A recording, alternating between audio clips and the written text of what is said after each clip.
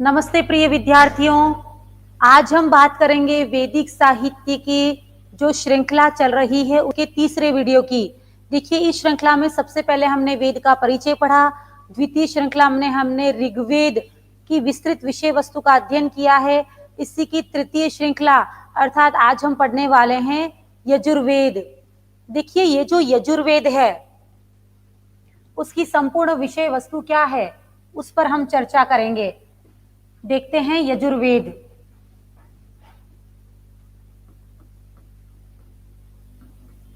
यजुर्वेद की व्युत्पत्ति है यजुषाम वेदः। यजुषाम वेदः इति यजुर्वेदः, अर्थात जो यजुष का वेद है वही यजुर्वेद है। यजुषाम वेदः इति यजुर्वेदः, ध्यान दीजिएगा, यजुषाम वेदः इति यजुर्वेदः। यजुर्वेद को सामान्यतया यज्ञ एवं कर्मकांड की विषय वस्तु वाला माना जाता है। यजुर्वेद की संपूर्ण ग्रंथ में यज्ञ एवं कर्मकांड की विषय वस्तु निहित है। तो यदि पूछा जाए कर्मकांड किस वेद का प्रतिपाद्य विषय है तो सही उत्तर हो जाएगा यजुर्वेद। ये था आपका प्रतिपाद्य विषय।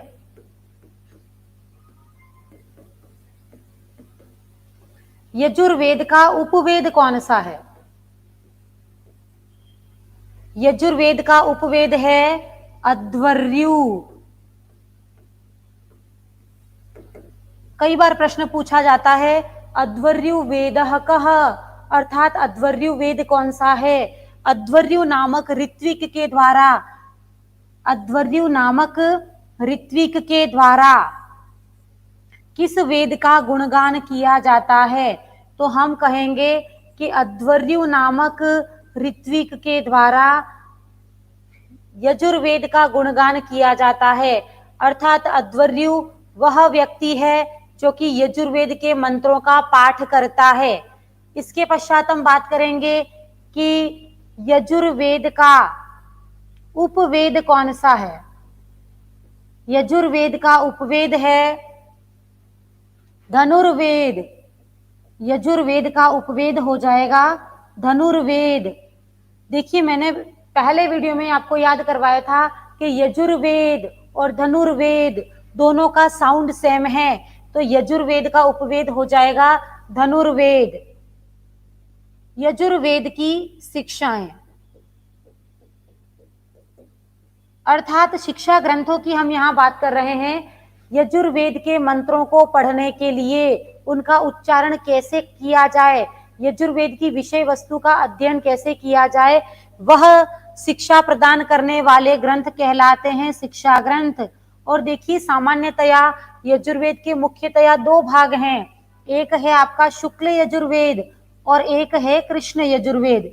तो देखिए, यजुर्वेद के शुक्ल यजुर्वेद के भाग को किस प्रकार पढ़ना है तथा शुक्ल यजुर्वेद में निहित विषय वस्तु का अध्ययन किस प्रकार किया जाए और उसकी विषय वस्तु का उच्चारण कैसे किया जाए, तो शुक्ल यजुर्वेद के उच्चारण को सिखाने वाली शिक्षा का नाम है याज्ञवल्क्य शिक्षा। याज्ञवल्क्य शिक्षा।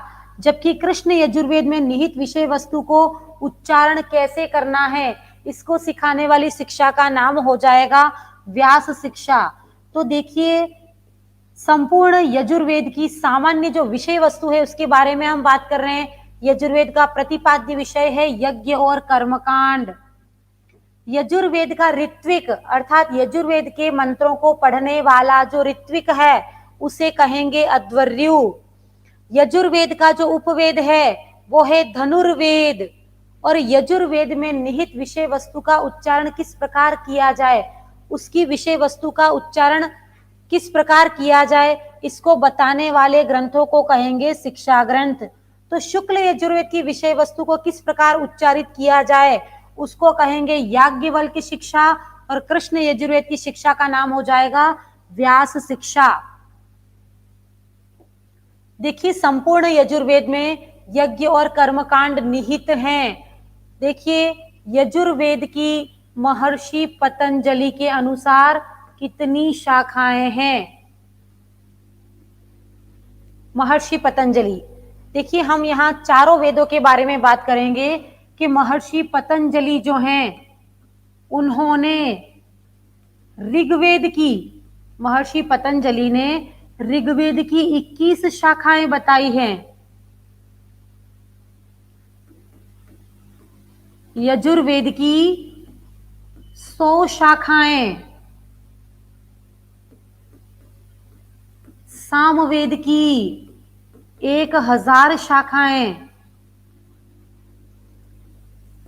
तथा अथर्ववेद की 9 शाखाएं बताई हैं। तो यदि हमसे पूछा जाए महाभाष्य के अनुसार अथर्ववेद की, सामवेद की, यजुर्वेद की अथवा ऋग्वेद की कुल शाखाएं कितनी हैं, तो महर्षि पतंजलि ने अपने महाभाष्य नामक ग्रंथ में क्रमशः वेदों की इतनी शाखाएं बताई है। तो अभी हम चर्चा कर रहे हैं कि महर्षि पतंजलि ने यजुर्वेद की कितनी शाखाएं बताई हैं। तो देखिए महर्षि पतंजलि ने यजुर्वेद की 100 शाखाएं बताई हैं, अतः पतंजलि के महाभाष्य ग्रंथ के अनुसार 100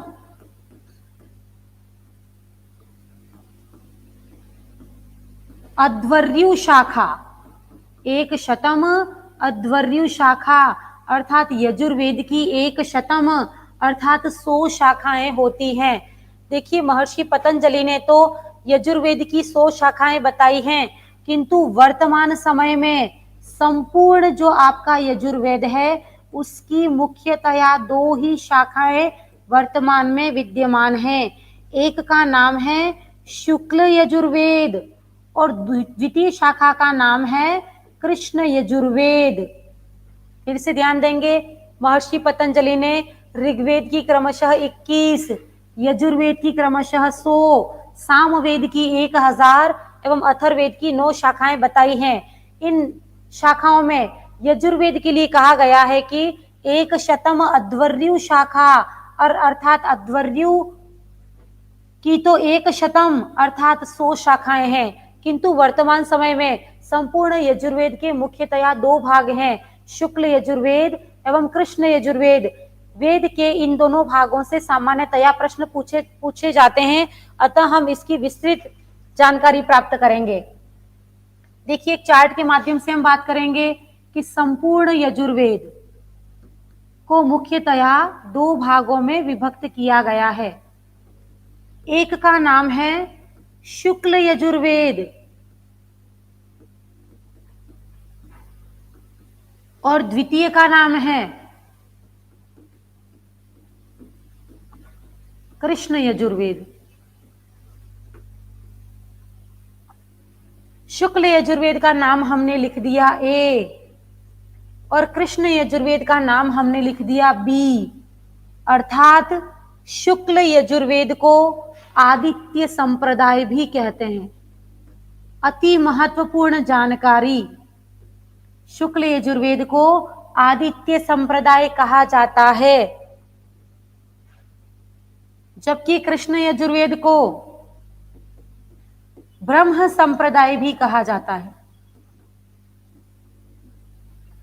ध्यान दीजिएगा, शुक्ल यजुर्वेद का नाम ए रखना है जबकि कृष्ण यजुर्वेद का नाम बी रखना है, अतः शुक्ल यजुर्वेद को आदित्य संप्रदाय एवं कृष्ण यजुर्वेद को ब्रह्म संप्रदाय के नाम से जाना जाता है। ये जो शुक्ल यजुर्वेद है ये पुनः 2 भागों में विभक्त है। शुक्ल यजुर्वेद पुनः 2 भागों में विभक्त है, जिसको कि माध्यान्दिन एवं काण्व नामक 2 शाखाओं में विभक्त किया गया है। फिर से सुनेंगे, शुक्ल यजुर्वेद को माध्यान्दिन एवं काण्व 2 भागों में विभक्त किया गया है। देखिए माध्यान्दिन जो शाखा है इसका एक अन्य नाम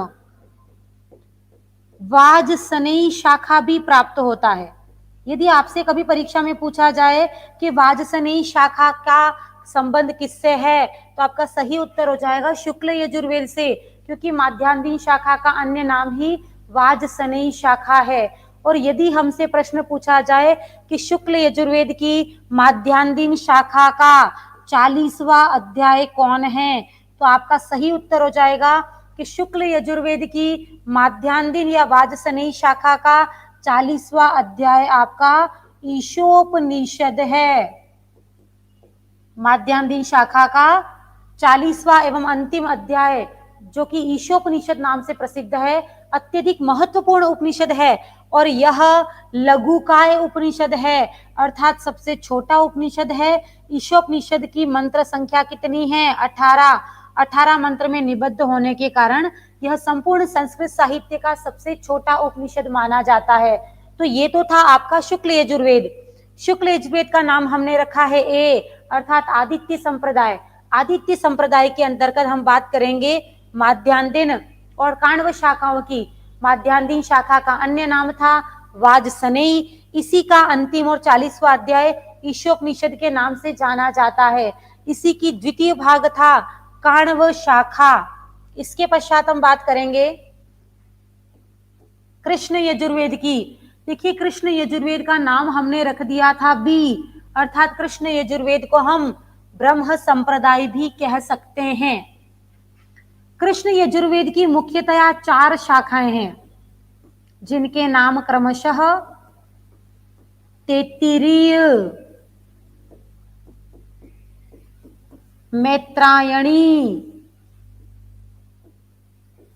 कठ एवं कपिष्ठल हैं।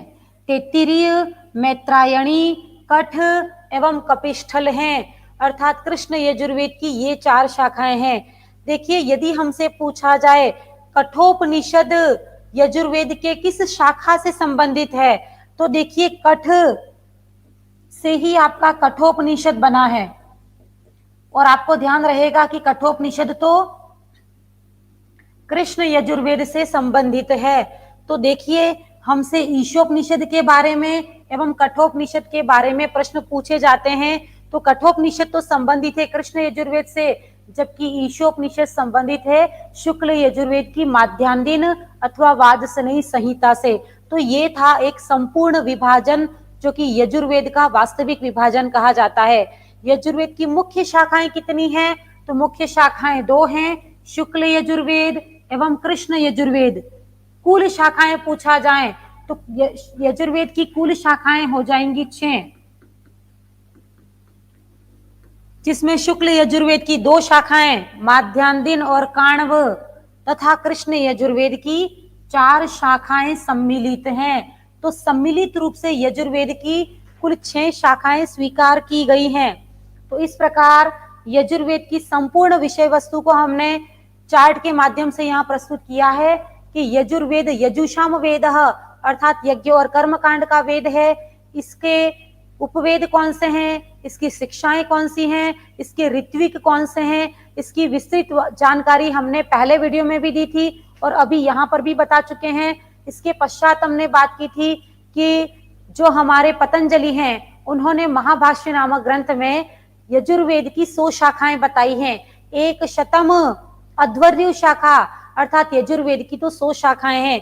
इसके पश्चात हमने संपूर्ण यजुर्वेद को मुख्यतया 2 भागों में विभक्त किया है, शुक्ल यजुर्वेद एवं कृष्ण यजुर्वेद। शुक्ल यजुर्वेद की 2 शाखाएं एवं कृष्ण यजुर्वेद की क्रमशः 4 शाखाएं हैं। तो संपूर्ण रूप से यजुर्वेद की 6 शाखाएं हमें संस्कृत साहित्य में प्राप्त होती हैं। तो देखिए, ये था अपना वीडियो यजुर्वेद पर।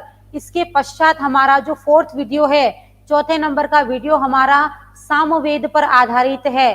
तो सामवेद की संपूर्ण विषय वस्तु को लेकर हम मिलते हैं नेक्स्ट वीडियो में। तब तक के लिए बहुत बहुत धन्यवाद। जय तु संस्कृतम।